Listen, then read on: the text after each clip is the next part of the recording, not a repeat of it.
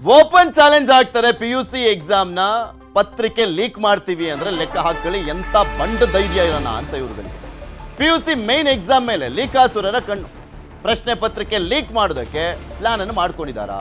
ಇದು ನ್ಯೂಸ್ 18 ಕನ್ನಡದ ಎಕ್ಸ್ಕ್ಲೂಸಿವ್ ಆದಂತ ಸ್ಟೋರಿ. ಭಯ ಪಡುವಂಥದ್ದೇನಿಲ್ಲ PUC ವಿದ್ಯಾರ್ಥಿಗಳು, ಯಾಕಂದ್ರೆ ಈಗ ಆಲ್ರೆಡಿ ಎಚ್ಚರಿಸುವಂತ ಕೆಲಸವನ್ನ ನ್ಯೂಸ್ 18 ಮಾಡಿದೆ. ನಿಮಗೆ ದ್ವಿತೀಯ PUC ಪರೀಕ್ಷೆ ಪ್ರಶ್ನೆ ಪತ್ರಿಕೆ ಬೇಕಾ? ದುಡ್ಡು ಕೊಟ್ಟು ಪ್ರಶ್ನೆ ಪತ್ರಿಕೆ ತಗೊಳ್ಳಿ ಅಂತ ಆಫರ್, ಓಪನ್ ಆಫರ್. ಇದು ಇನ್ಸ್ಟಾ ಪೋಸ್ಟ್ ಮಾಡಿ ಆಫರ್ ಕೊಟ್ಟಿರುವಂಥದ್ದು ಲೀಕಾಸುರ.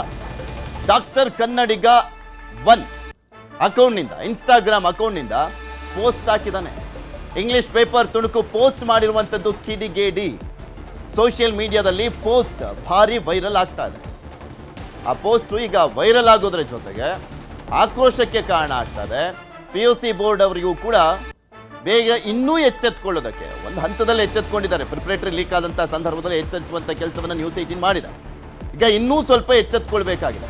ನನಗೊಬ್ಬರು PUC ಪ್ರಶ್ನೆ ಪತ್ರಿಕೆ ಕೊಡ್ತಾ ಇದ್ದಾರೆ. ಆ ಪೋಸ್ಟಲ್ಲಿ ಏನಿದೆ ಅಂತ ನೋಡಿದಾದ್ರೆ, ನನಗೊಬ್ಬರು PUC ಪ್ರಶ್ನೆ ಪತ್ರಿಕೆ ಕೊಡ್ತಾ ಇದ್ದಾರೆ, ನಾನು ಮಿಡಲ್ನಲ್ಲಿ ಏಜೆಂಟ್ ಆಗಿ ಕೆಲಸವನ್ನ ಮಾಡ್ತೇನೆ, ಪ್ರಶ್ನೆ ಪತ್ರಿಕೆ ಬೇಕು ಅಂದ್ರೆ ಮೆಸೇಜ್ ಮಾಡಿ ಅಂತ ಪೋಸ್ಟ್ ಹಾಕಿದ್ದಾನೆ.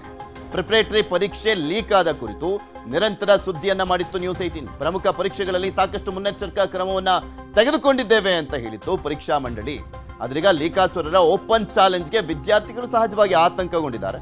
ಇದೇ ಫೆಬ್ರವರಿ 28ರಿಂದ ಮಾರ್ಚ್ 17ರವರೆಗೆ ನಡೀತಾ ಇದೆ ಪರೀಕ್ಷೆ. PUC ಪ್ರಶ್ನೆ ಪತ್ರಿಕೆ ಲೀಕ್ ಬಗ್ಗೆ ಪೋಸ್ಟ್ ಹಿನ್ನೆಲೆಯಲ್ಲಿ ನ್ಯೂಸ್ 18ಗೆ KSEAB ಅಧ್ಯಕ್ಷರಾಗಿರುವಂತಹ ಪ್ರಕಾಶ್ ನಿಟ್ಟಾಲಿ ಸ್ಪಷ್ಟನೆಯನ್ನ ಕೊಟ್ಟಿದ್ದಾರೆ. ಯಾವುದೇ ಪೇಪರ್ ಲೀಕ್ ಆಗಲ್ಲ ಅಂತ ಸ್ಪಷ್ಟನೆಯನ್ನ ಕೊಟ್ಟಿದ್ದಾರೆ. ಯಾವುದೇ ಪೇಪರ್ ಲೀಕ್ ಆಗಲ್ಲ ಅನ್ನೋದು ಬೇರೆ, ಪರೀಕ್ಷೆ ಮುಗಿದ ಬಳಿಕ ಯಾವುದು ಲೀಕ್ ಆಗಿಲ್ಲ ಅನ್ನುವಂಥದ್ರ ಬಗ್ಗೆ ಹೇಳಿದಾಗ ಹೌದಪ್ಪ ಹೇಳ್ದಂತೆ ತುಂಬಾ ಕಟ್ಟುನಿಟ್ಟಿನ ಕ್ರಮ ಕೈಗೊಂಡಿದ್ದಾರೆ ಅಂತ ಆವಾಗ ಒಂದು ಬೇಷನ.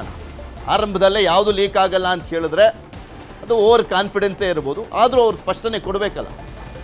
ಪ್ರಶ್ನೆ ಪತ್ರಿಕೆ ಲೀಕ್ ಅಂತ ದಾರಿ ತಪ್ಪಿಸುವಂತ ಯತ್ನ ಮಾಡ್ತಾ ಇದ್ದಾರೆ. ವದಂತಿ ಬಗ್ಗೆ ಸೈಬರ್ ಕ್ರೈಮ್ ಪೊಲೀಸರಿಗೆ ದೂರನ್ನ ಕೊಡ್ತೇವೆ, ಕಿಡಿಗೇಡಿಗಳ ವಿರುದ್ಧ ಶೀಘ್ರವೇ ಕ್ರಮ ಅಂತ ಹೇಳಿದ್ದಾರೆ KSEAB ಅಧ್ಯಕ್ಷರು. ಇಲ್ಲಿ ಮೇನ್ಲಿ ಯಾವ ಪೇಪರ್ ಲೀಕ್ ಆದರೂ ಕೂಡ ಅದ್ರ ಮೇಲಿರುವಂಥ ನಂಬರ್ಸ್ ಆಗಲಿ, ಎಲ್ಲಿಂದ ಲೀಕ್ ಆಗಿದೆ ಅನ್ನುವಂಥದ್ದಾಗಲಿ, ಇದು ಪ್ರತಿಯೊಂದು ಕೂಡ ಗೊತ್ತಾಗುತ್ತೆ. ಆ ರೀತಿಯಾಗಿ ಪ್ರಶ್ನೆ ಪತ್ರಿಕೆಯನ್ನು ರೆಡಿ ಮಾಡಲಾಗಿರುವಂಥದ್ದು. ವಿದ್ಯಾರ್ಥಿಗಳು ಪರೀಕ್ಷೆಗೆ ತಯಾರಿ ನಡೆಸಲಿಕ್ಕೆ ಸೂಚನೆಯನ್ನು ಕೂಡ ಕೊಡಲಾಗಿದೆ. ಭಯ ಪಡಬೇಡಿ ಅಂತ ಹೇಳಿದ್ದಾರೆ.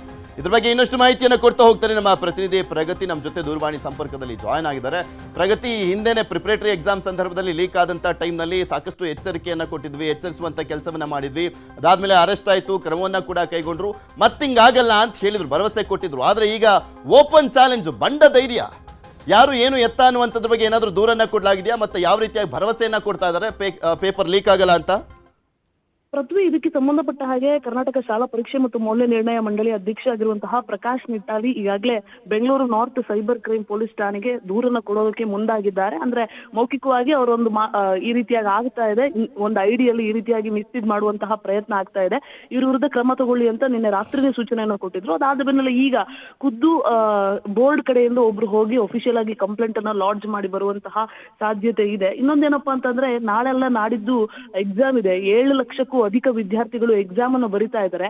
ಆ ಮಕ್ಕಳಲ್ಲಿ ಬಹುತೇಕರಿಗೆ ಅಂದ್ರೆ ಈ ಪ್ರಶ್ನೆ ಪತ್ರಿಕೆ ಲೀಕ್ ಅಂತ ಆ ಪುಣ್ಯಾತ್ಮ ಇನ್ಸ್ಟಾಗ್ರಾಮ್ ಅಲ್ಲಿ ಏನು ಹಾಕೊಳ್ತಾ ಇದ್ದಾನೆ ಅದು ನಿಜ ಅಂತ ನಾವು ಹೇಳ್ತಾ ಇಲ್ಲ. ಆದ್ರೆ ಈ ರೀತಿಯಾಗಿ ದಾರಿ ತಪ್ಪಿಸುವ ಪ್ರಯತ್ನ ಆದಾಗ ಬಹುತೇಕ ವಿದ್ಯಾರ್ಥಿಗಳು 100 ರೂಪಾಯಿ 200 ರೂಪಾಯಿಯನ್ನ ಸಾಕಷ್ಟು ವಿದ್ಯಾರ್ಥಿಗಳು ಈಗಾಗಲೇ ಆತನಿಗೆ ಅದೇ ಡೆಲ್ಟಾ ಅನ್ನುವಂತಹ ಖಾತೆಗೆ ಆಲ್ರೆಡಿ ಟ್ರಾನ್ಸ್ಫರ್ ಮಾಡಿಬಿಟ್ಟಿದ್ದಾರೆ. ಸೊ ಆತ ಕೊಡುವಂತಹ ನಕಲಿನೋ ಅಸಲಿನೋ ಅದೇ ಪ್ರಶ್ನೆ ಪತ್ರಿಕೆಯನ್ನ ನಂಬ್ಕೊಂಡು ಹೋದಂತಹ ಸಂದರ್ಭದಲ್ಲಿ ಎಕ್ಸಾಮ್ ಟೈಮ್ ಅಲ್ಲಿ ಬೇರೆ ಪ್ರಶ್ನೆ ಪತ್ರಿಕೆ ಬಂದ್ರೆ ಅದು ಮತ್ತೆ ರಿಸಲ್ಟ್ ಮೇಲೆ ಎಫೆಕ್ಟ್ ಆಗುವಂತಹ ಸಾಧ್ಯತೆ ಇದೆ. ಜೊತೆಗೆ ಲಕ್ಷಾಂತರ ವಿದ್ಯಾರ್ಥಿಗಳ ಭವಿಷ್ಯದ ಮೇಲೆ ಎಫೆಕ್ಟ್ ಆಗುವಂತಹ ಸಾಧ್ಯತೆ ಇದೆ.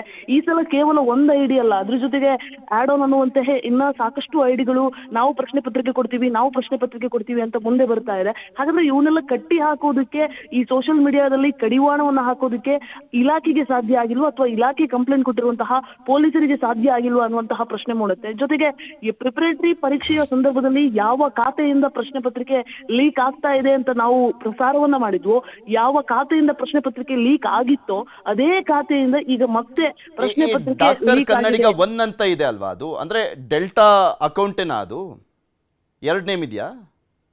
ಖಂಡಿತ ಪೃಥ್ವಿ ಇವ್ರದ್ದು ಹೇಗಿರುತ್ತೆ ಅಂತ ಅಂದ್ರೆ ಸೀರೀಸ್ ಇರುತ್ತೆ. ಡೆಲ್ಟಾ ಕನ್ನಡಿಗ 1 ಅಂತ ಇರುತ್ತೆ, 31 ಅಂತ ಇರುತ್ತೆ, 32 ಅಂತ ಇರುತ್ತೆ. ಇದೆಲ್ಲದನ್ನು ಒಬ್ಬನೇ ಹ್ಯಾಂಡಲ್ ಮಾಡ್ತಾ ಇದ್ದಾನ ಅಥವಾ ಡೆಲ್ಟಾಗೆ ಜಾಸ್ತಿ ಫಾಲೋವರ್ಸ್ ಇದ್ದಾರೆ ಅನ್ನೋ ಕಾರಣಕ್ಕೆ ಅದೇ ನೇಮಲ್ಲಿ ಬೇರೆ ಬೇರೆ ಖಾತೆಗಳು ಓಪನ್ ಆಗ್ತಾ ಇದೆಯಾ ಅನ್ನೋದನ್ನ ಪೊಲೀಸರು ತನಿಖೆ ಮಾಡಿ ಪತ್ತೆ ಹಚ್ಚಬೇಕು. Okay. ಜೊತೆಗೆ ಎಕ್ಸಾಮ್ 2 ದಿನ ಇರುವಾಗ ಈ ರೀತಿ ಎಲ್ಲ ಆಗ್ತಾ ಇದೆ ಅಂತ ಹೇಳಿದ್ರೆ ಇದು ಎಷ್ಟರ ಮಟ್ಟಿಗೆ ಮಕ್ಕಳ ಮೇಲೆ ಎಫೆಕ್ಟ್ ಆಗುತ್ತೆ ಅನ್ನೋದು ನಾವು ಯೋಚನೆ ಮಾಡ್ಬೇಕು. ಅಂದ್ರೆ ಲೀಕ್ ಆಗಿಲ್ಲ ಅಂತ ಅಧ್ಯಕ್ಷರು ಸ್ಪಷ್ಟನೆ Okay. ಕೊಡ್ಬೋದು, ಆದ್ರೆ ಎಕ್ಸಾಮ್ ಹತ್ರ ಇರುವಾಗ ಈ ರೀತಿಯಾಗಾದ್ರೆ ಮಕ್ಕಳ ಮೇಲೆ ಯಾವ ತರ ಎಫೆಕ್ಟ್ ಆಗುತ್ತೆ ಅನ್ನೋದು ಇಂಪಾರ್ಟೆಂಟ್ ಆಗುತ್ತೆ ಪೃಥ್ವಿ. ಓಕೆ, ಧನ್ಯವಾದ ಪ್ರಗತಿ ನಿಮ್ಮೆಲ್ಲ ಮಾಹಿತಿಗಾಗಿ.